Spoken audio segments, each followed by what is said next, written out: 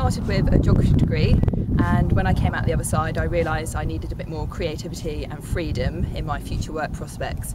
So I started work for a web team for a surf clothing company, where I started using Adobe Photoshop and creative programs throughout the day.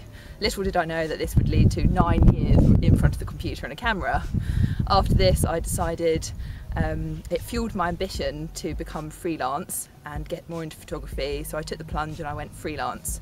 So armed with a really slow computer, one camera and lots of motivation, I stepped into the world of photography and built up my portfolio and career from there.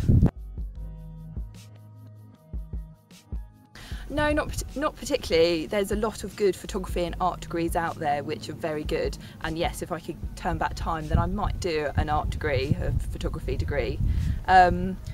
But I'd say an understanding of business and work models, and you've got to be motivated to work for yourself. You're not just taking photographs all day. It's probably 1/3 of the work is the photography, 1/3 of the work is all the editing, and then 1/3 of work is finding the work and business modelling, etc.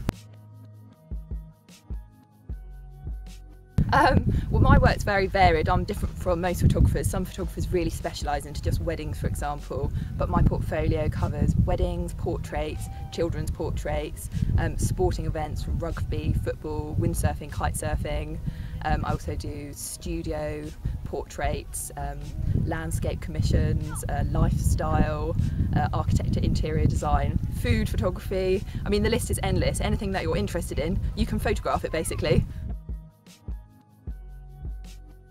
My working day is very varied. It usually starts about 8:30 in the morning. I have a coffee and then I tack some admin jobs. So I start with non-creative things. I'll be doing my accounting, invoicing, replying to emails, following up work leads and things. Usually around about midday I'll start editing photos and do that for a good few hours.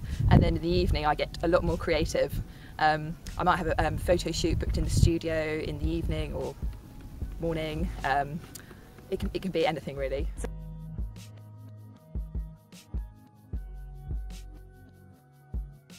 The best part is probably getting feedback from clients and seeing my work published on the internet and also in printed magazines. It gives me a really good feeling of achievement. It's a really good portfolio of images that you love yourself, that you're passionate about. Not a portfolio of commercial images that you think someone will like. Someone will look over them and they'll see straight through it basically. So you've got to have a passion behind it. Yes, very much so. I went on a few seminars last year on social media networking, so I kind of got to grips with Twitter, Facebook and LinkedIn, and I've really attacked all those avenues, taking on board all the tips that the seminar leaders gave us. Networking that way, networking in real life as well. You can go to morning meetings and things like that, and word of mouth really. I mean, the better your work is, the better your reputation will be, and the more that you'll be recommended on to other people.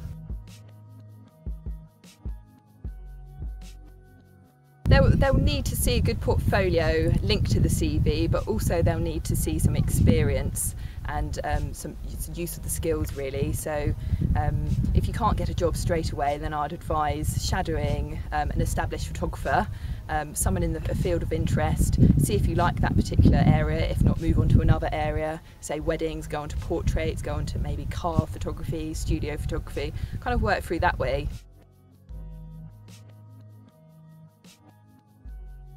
Okay, the first one is passion. You've got to be passionate about your work, and this will shine through in your portfolio, and then you'll definitely succeed. The second one is motivation. You've got to want the job, you've got to want to succeed. And the last one is being keen. So when people throw jobs at you that you're not maybe too interested in, take them. They'll be good for your portfolio.